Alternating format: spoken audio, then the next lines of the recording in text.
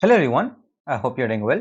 So in this video, we're going to discuss the first 5 problems of Codeforces Round 878, which was rated for Division 3. So today's contest was very interesting and I still made a lot of blunders, and if I tell you like what mistakes I were doing, like you wouldn't even believe that these were the mistakes. Anyways, I found the problems to be very good. Good in the sense that they were educational kind of problems. That means if you give this particular contest, you will learn a couple of new things if you're new to competitive programming or CP in general, right? So if you did not give this contest, I highly recommend you to like participate in it in a virtual manner and really do solve the problems you were not able to solve, right? So let us quickly start with the first problem. So this particular problem says that there is a string which is unknown to us, right? And it is consisting of lowercase English letters. Now what they do, they perform some kind of an encryption on that string. So what they essentially do is they take each of the characters, like they take the character A and insert some number of characters after it, right? So they can be 0 or more characters, and all the characters that they insert are different from the first character, and at the end they insert the first character itself. Now we have to decode the string and find the original string is. So let me just show you the example. So this is the first problem, and let us take the first string of this problem. It is A B A C A B A C. So they say, let's say this is the first character. Now it can be followed by 0 or more characters which will be all different from the first character. And after they are completed, they will append the first character as it is. So what we essentially have to do is we find A, then we have to find the next A, right? So all of these characters, including the last A, were inserted by the encryption method and they were not in the original string. So we will just take A. Then we take C, and then we take all the characters including the second C. These all characters were included later and they were not in the original string. So as we have traversed the whole string, the answer for the first test case will be C. Similarly, for the second test case, it is Q, Z, X, C, and Q. So we take the first Q and we look out for the second Q. As soon as we find the second Q, we take this particular whole string and remove it, right? So basically, what you can do is you can just take one loop to traverse the whole string. Let's say it is I. So as soon as you encounter a new character, let's say Q. So you will start a loop from j plus 1 till you don't find another Q. As soon as you find Q, another Q, right? You will ignore all of this and update your I as j plus 1, right? So if j is the position that you found the second Q, you will update your I as j plus 1. So I will be pointing here now, right? So you will continue from here. So this is the whole approach of this problem. Now let me show you the code. So what I did was I've taken a string s and I've taken input in it. So I'm initializing my answer string with 0 and I'm initializing my index with I is equals to 0. So I'll continue this loop while I is less than n and initialize my j with 1. So since I is the first character, that will definitely be a part of my answer. And I do while s of j is not equals to s of I. That means I am trying to find the second same character. Till I don't find it, I keep incrementing j, and at the end I'll update my I as j plus 1, because all the elements starting from I plus 1 to j should be ignored, right? So I update my I as j plus 1. Now all of my answer will be stored in my answer variable and I can just directly print it, right? So let us move on to the second problem. So this problem was also really interesting. It just had you just need to have some basic knowledge of how binary number looks like. If you are able to see that particular number, then you will be able to solve this particular problem.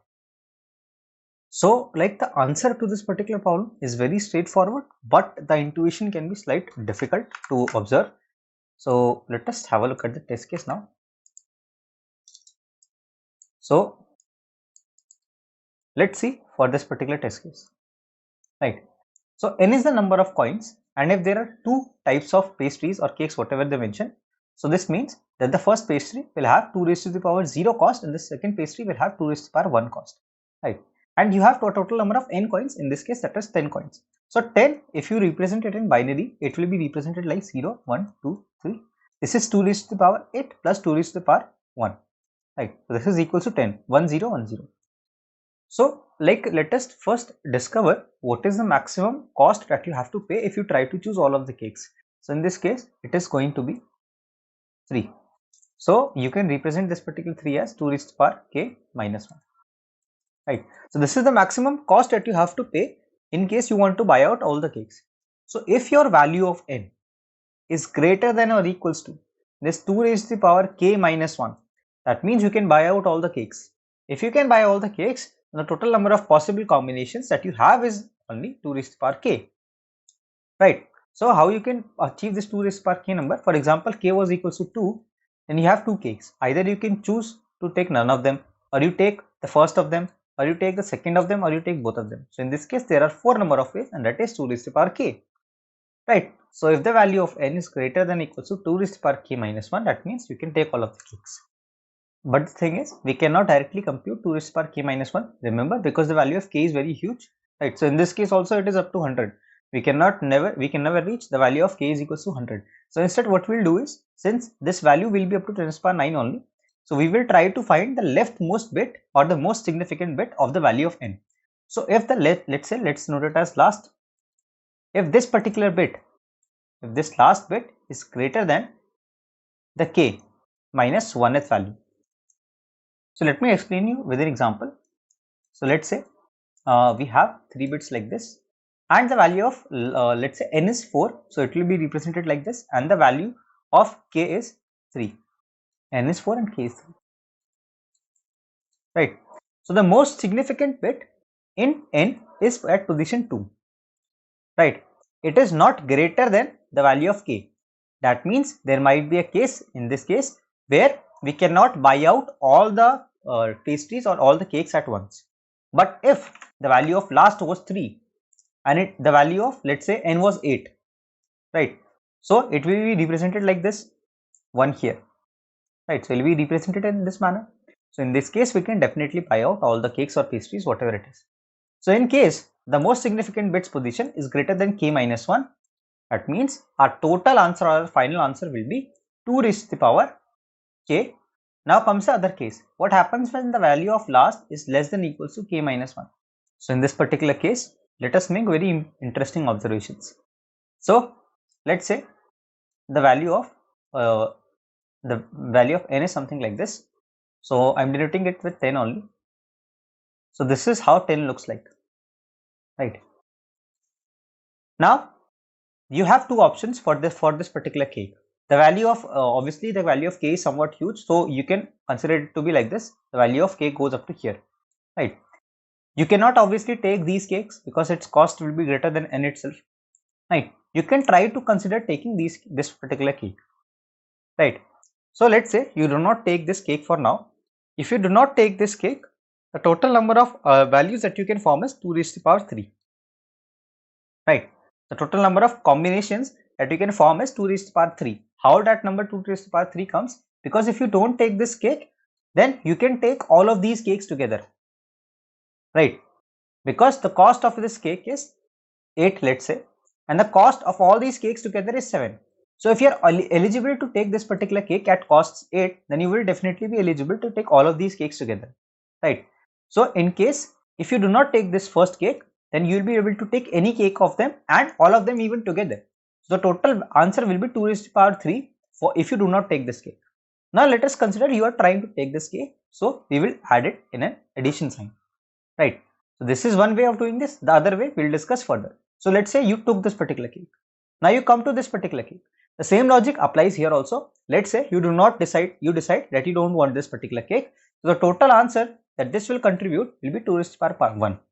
Now if you decide that you want to take this particular cake, you will move forward with a plus operator because these two are independent conditions, right? So the number of ways will be added together, right? So this is how you will form all of your answers. So basically at the end you will find yourself doing summation of all these bits. So if a number is like this, let's say 0, 1, 2, 3, 4, 1, 0, 1, 0, 1, let's say it is like this.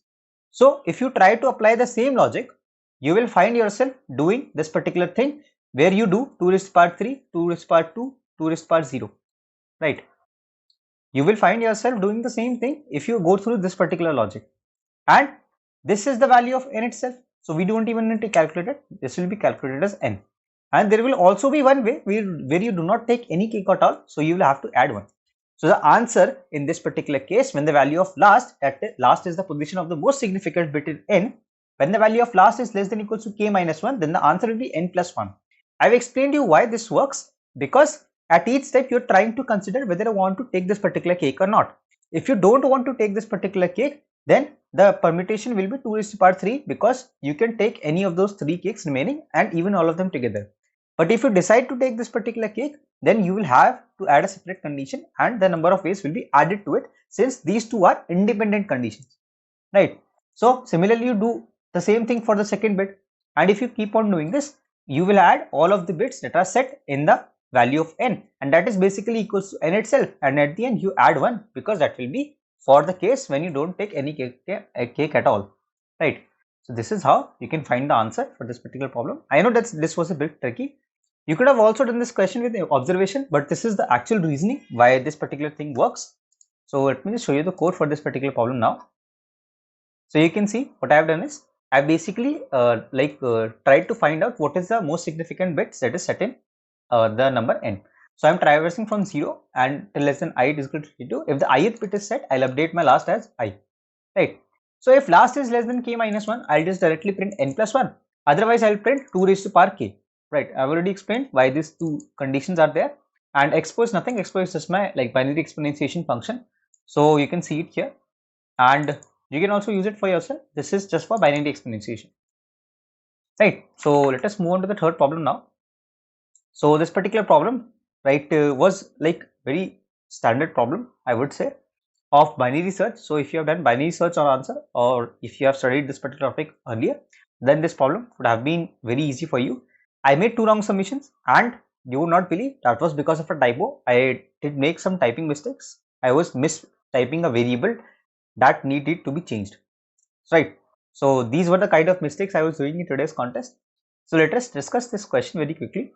This particular question says that there is a person who wants to go on vacation, and he can only go on consecutive days, right? So he needs to go for at least k consecutive days, and he cannot take a break off in between, obviously. So he will go for at least k consecutive days.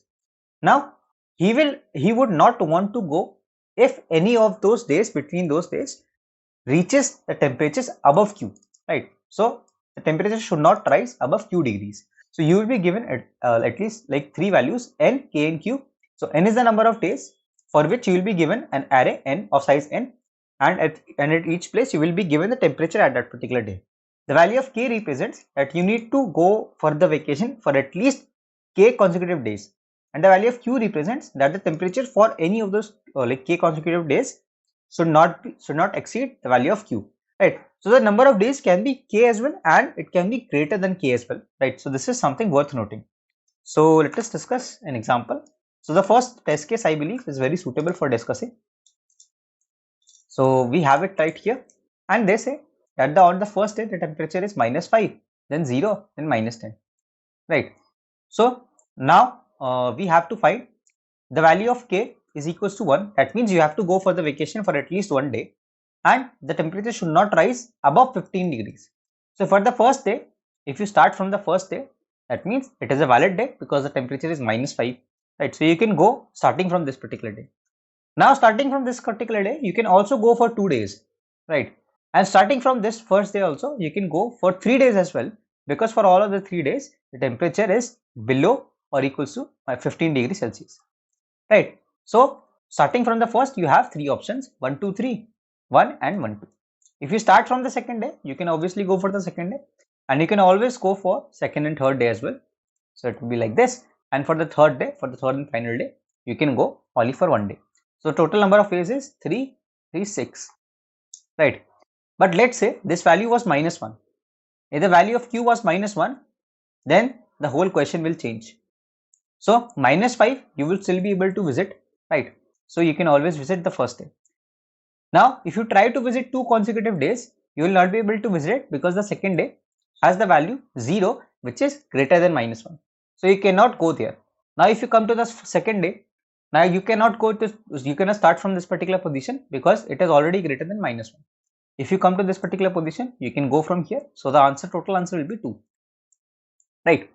So what you can basically do is, the first task is to reduce the whole array into a much useful information. We can reduce this input array to a series of zeros and ones. So let's say in this particular case, it was all 0, 0, 0. So 0 will represent that that particular day is suitable for us to visit. right? So it is consisting of 0, 0, 0. So 0 basically means that a of I, we are doing a of I is greater than q, right? So if a of I will be smaller than or equals to q, it will be 0, otherwise it will be equals to 1. So 0 is basically representing that this particular day is suitable, right? So let's say this particular day was not suitable, some day in between, right? Like this, right? So what way I can essentially do is I can calculate the prefix sums of this particular array. Now if I calculate the prefix sum, it will look like this. So how does this prefix sum array will help us? So for example, there are some students with 0 number of topics, right? So if I ask this number of this particular student, he says he has 0 topics, and this particular student says he has 0 topics. Now let's say I give this particular student 1 topic, right? Right, like this. So now if I calculate the prefix sums, it will look something like this. Now if I ask the first and the last student, I'll see that their values are different. That means I can deduce from this particular fact that their values are different. I can deduce that there must have been at least one student who had a toffee, right? Because this particular student's candy will now increase the prefix sum. If I ask the same question between these two students, right, their value is same. That means there was no student in between them which had a toffee or to whom I gave a candy, right, whatever it is. So if the values are same, that means there was no different value in between. If the values are different, that means there was at least one different value in between, right? So this is exactly what we wanted in this question, right? So if all of them were 0, that means it was suitable. If even one of them was 1, that means it was not suitable, right? So if we calculate the prefix sum, it will look like this. So basically what I have to find is what is the maximum number of days I can visit starting from any day. So I can easily perform a binary search. Binary search on what? I'll try to find the first position where the value is not equal to this starting value, because that will be the value from which the temperature was not suitable and I cannot visit any day starting from that particular day, right? So basically you can easily perform binary search on this, and you will have to perform the binary search on prefix sums. So for each index we will be able to find what is the maximum distance or what is the maximum number of days you can go from that particular day, right? So for example, let's say you can visit m days starting from this particular day, right? So if you can visit m days, you have to visit at least k days. So we will calculate the minus of m value of m minus k, right? So this will be the number of days you can visit. You also have to do +1 because let's say you are visiting exactly k days, right? This is the maximum value that you can visit, and you have to visit at least k days. So you will obviously have to add -1 to it to consider your answer. So you will calculate your final value as the contribution starting from any index will be equals to m, where m is the maximum number of days, consecutive days that you can visit from that particular index, plus k -1. So this will be your contribution starting from any index. Now let me just show you the code for this particular problem. So you see what I have done is I have taken 3 integers n, k and q, and I have created a vector v and I have taken input in it. So I have created a vector prefix of size n, and for each value I just set it as, if e of I is greater than q, I set it as 1, otherwise 0, right? Now 1 means that that particular day is not suitable, 0 means that day is suitable. I calculate the prefix sums. So if I take 2 indexes and I compare their value, if their value was different, that means there was at least one unsuitable day in between them, otherwise there was no unsuitable day between them, right? Now I initialize my answer with 0, and for all values, for all days I traverse through them.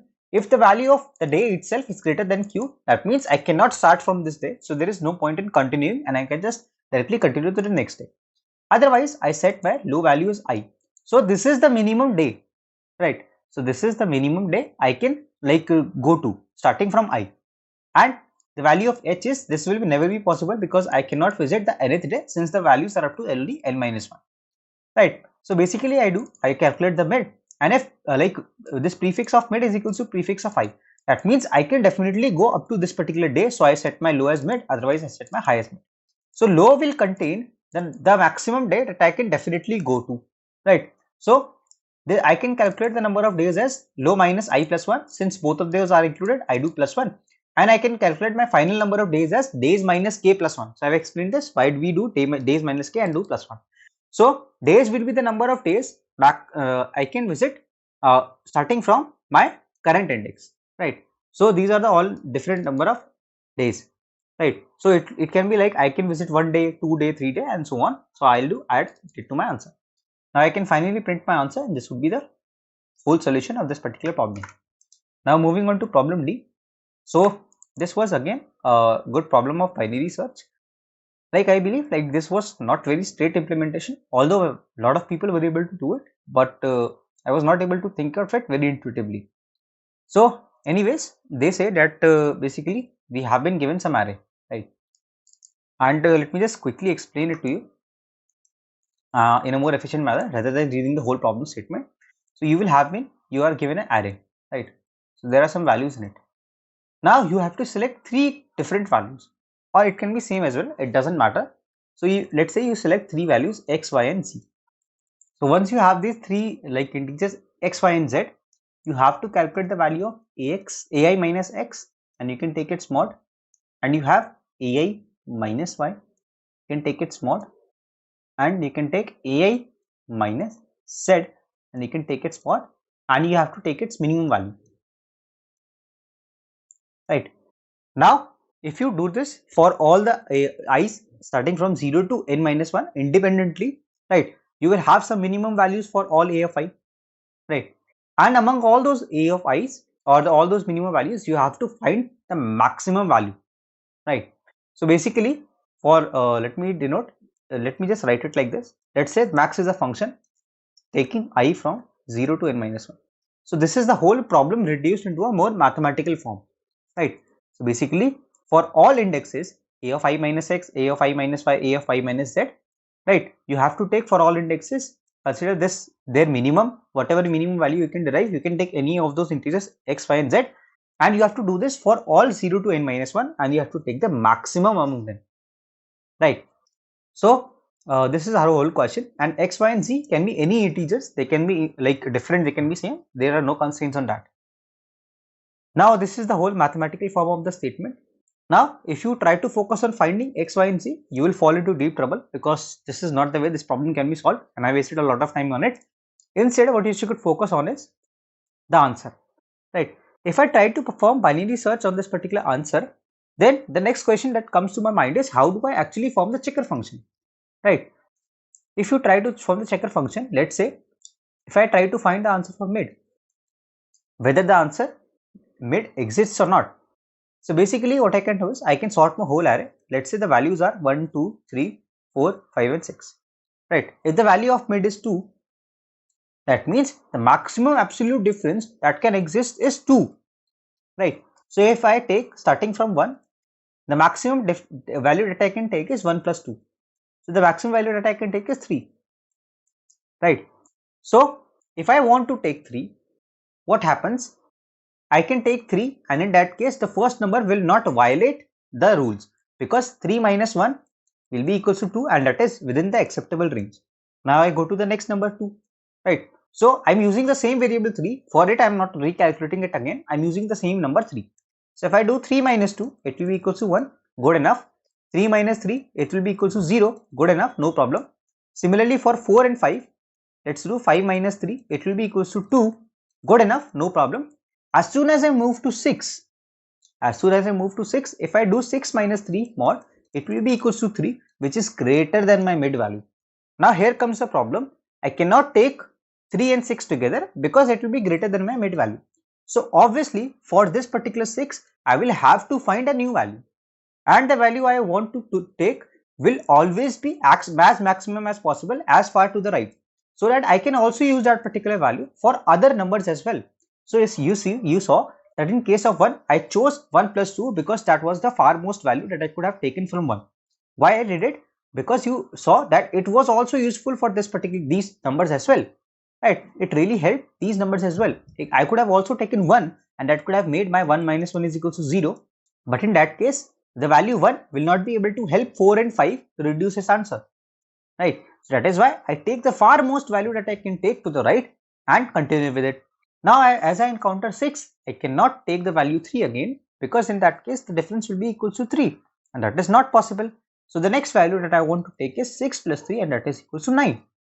So I'll take the value 9, and since I have taken a new value, I'll increment my taken variable. So let's say taken is the counter that is maintaining how many different values that I am taking. So I have taken 3 initially, and now I have taken 9, and now I will compare all the further values with 9, right?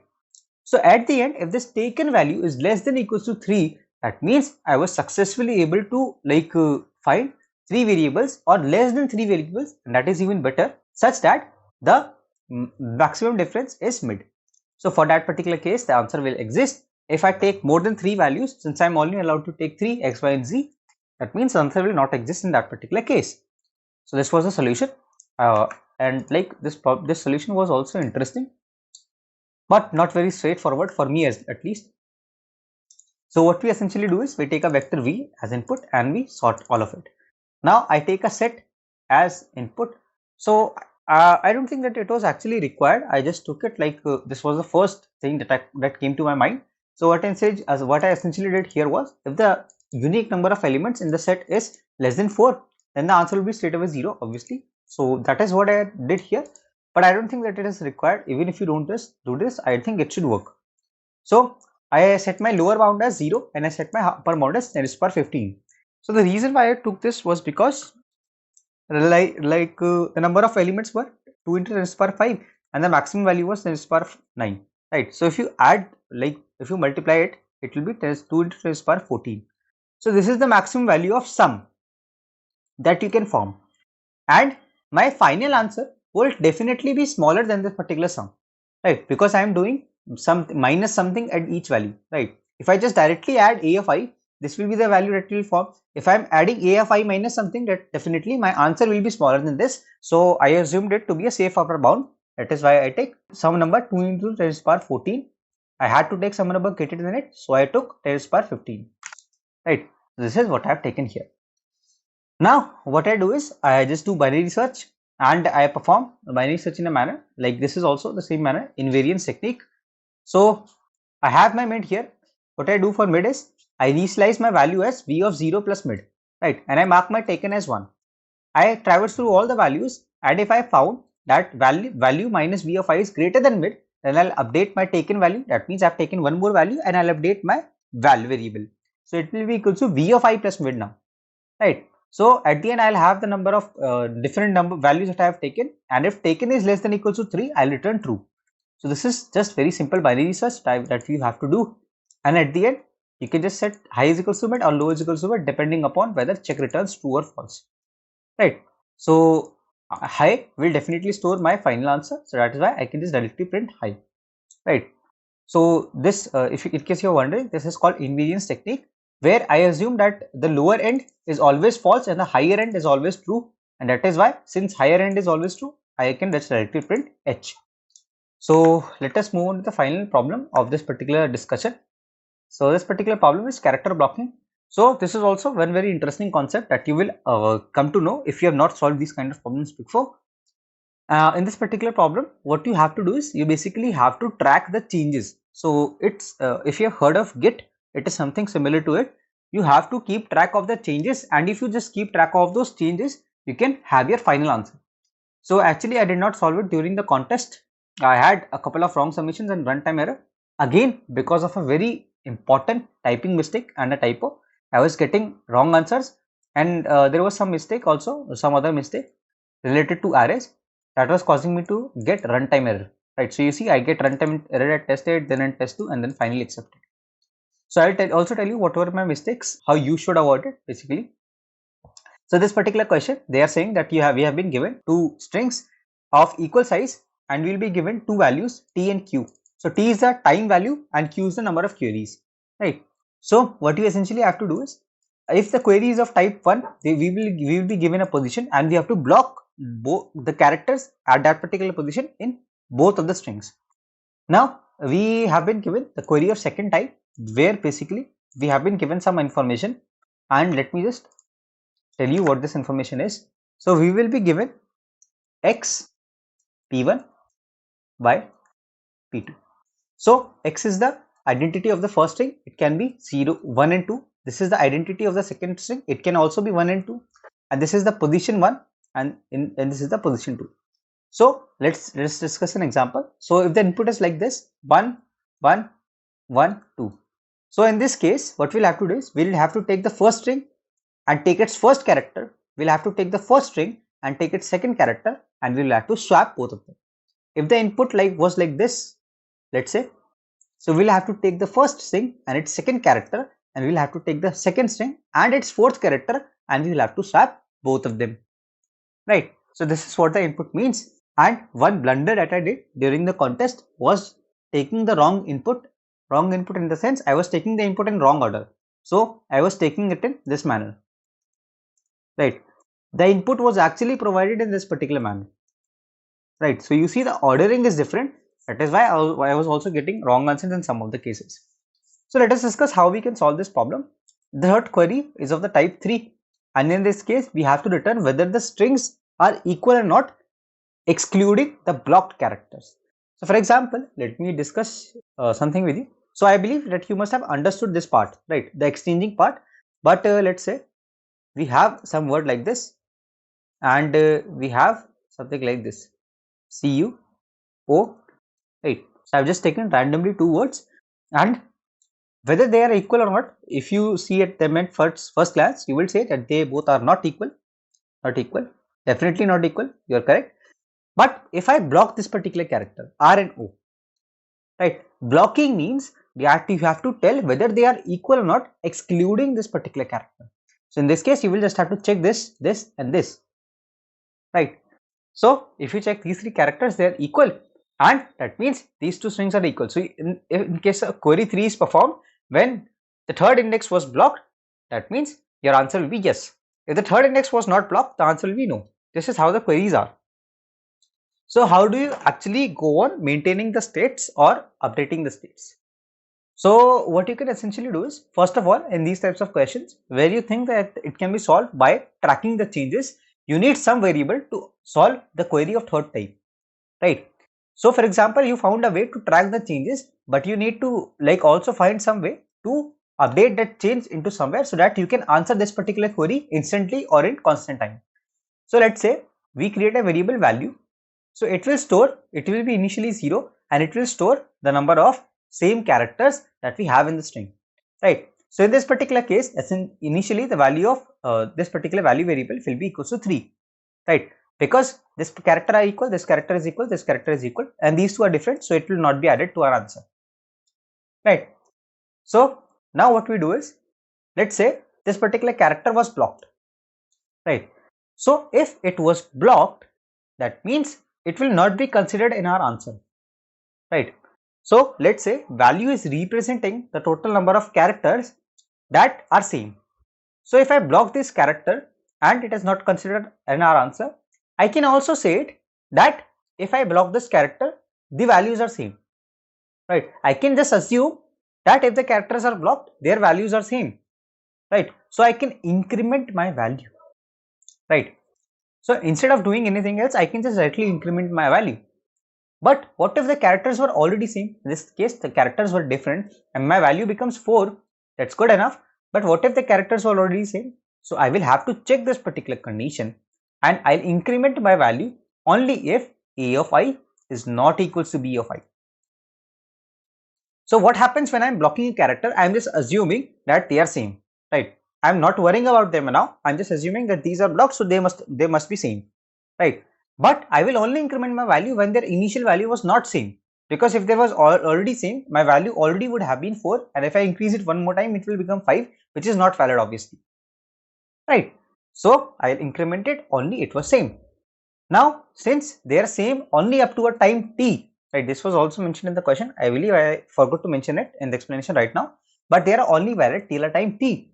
So I will also have to unblock them after some time t, right? So I also have to store this particular information somewhere. Let's discuss about it later, but for now let us focus on this particular part. So you incremented the value, right? And you stored somehow this particular thing that you need to unblock it after time t, right? So what happens now if a query of type 3 is performed?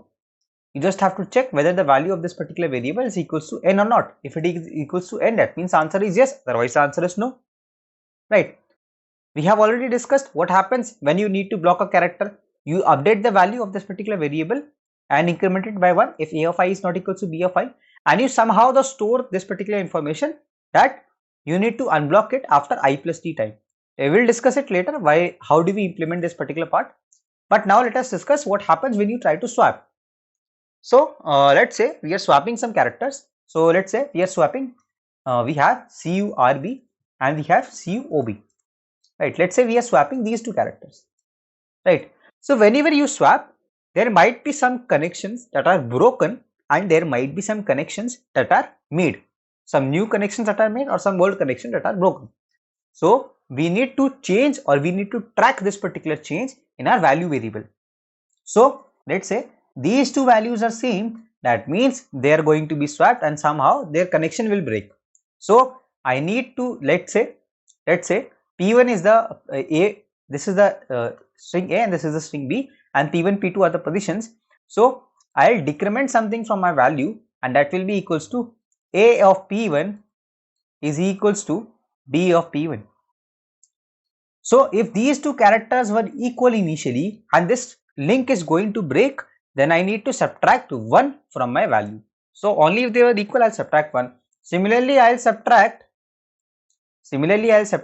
if A of P2 is equals to B of P2, right? So I have broken all the links.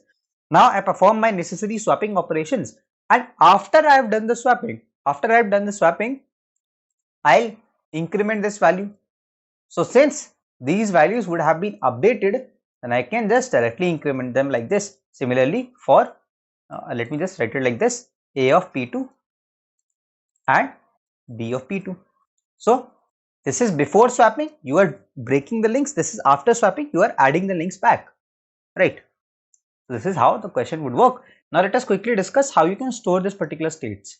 So initially I was using an array. My idea was like you would always have to go up to I plus t, or maximum number of queries were q, so you will always have to go up to q, and they were smaller than 2 raised to the power 5 for all test cases. So I thought that the array would work, but it was giving runtime error, so I had to use some other data structure. So what I used was a set of pairs int, right? Pair of ints. So what will the set information store? So I will store that at I plus t time I will have to unblock index, right, or this particular index.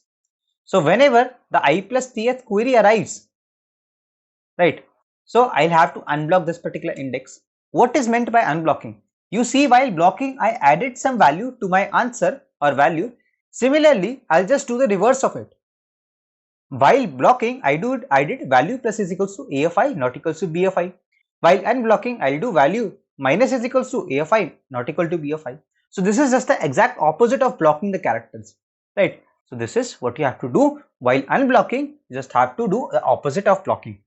So this way you will be able to track all the changes and you will be able to store the changes in a variable called value, and value represents the number of characters in the both of the strings that are same, right? So let us have a look at the accepted code for this particular problem. So what I have done is I have taken a variable, two variables a and b as input, and I've created a variable n, which is size of the input a.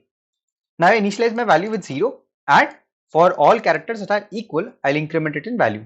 Now I take t and q, that is the value of time, and q is the number of queries. Now I initialize my unblock set, right? I'm maintaining this particular information in a set.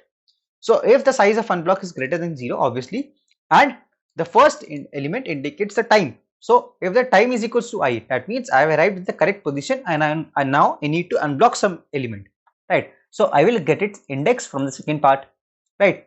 If that particular index, I'll do the opposite of blocking. So in blocking I did plus, in unblocking I will do minus, and I will remove it from my set, right? So these are all the operations I need to perform before performing any other operations, right? Now I take the input choice. If input is equals to 3, I check whether value is equals to n or not. If it is, then I print yes, otherwise I print no. Else if I check value is equals to 1, that means I need to block some character. I take the index as input, I decrement it for 0 based indexing, and I block it by value plus is equals to a of index not equal to b of index. I've already explained what this means, and I'll insert it into my unblock vector, that means unblock set, that means these value needs to be unblocked later on. Now I take the input x, y, p1, p2. You see, now I've done it like x, p1, y, p2. if you check my earlier submissions, it would be like x, y, p1, p2. That was absolutely wrong, and you should avoid these kind of mistakes and always be careful of the input thing, right? So I decrement p1 and p2 for zero based indexing. I break the links, so I'm like defining it as breaking the links. So value minus is equals to a of p1 is equals to b of p1, right? Similarly, you can just understand all of this stuff. I've explained it in detail. So if x is equals to y, that means both x and y are same. And if x is equals to 1, I have to make the swap in a of p1 and a of p2, otherwise b of p1 and b of p2. So this is some swapping logic. You can just implement it very easily. Otherwise, if x and y are both different, x is equals to 1, that means you have to take the p1 character from the first string and p2 character from the second string. Similarly, otherwise, I'll take a p2 character from the first string or p1 character from the second string. Now, after the swapping has been completed, I'll remake new links and I'll update my value as this particular thing. So while breaking the links, I was doing minus. While adding the links, I was doing plus, and the other things are exactly the same. So this was all about this particular problem. I hope that you guys were able to understand the solution. If you guys did, then consider dropping a like on this video, and don't forget to share this channel with your friends. It's absolutely free of cost. Sharing doesn't cost you anything, and it really helps the channel to grow. If you have any thoughts or any general thing you would like to share about today's contest or any problem, then you can write it down in the comments. Your engagement with this particular video really helps the YouTube algorithm to understand that this video was actually helpful for you, and you'll be able to reach more number of people like you who want to keep solving new problems. And subscribe. I see a lot of people who watch these videos have not subscribed yet, so if you're one of them, definitely consider subscribing. Until the next video drops, keep coding, stay safe, bye bye.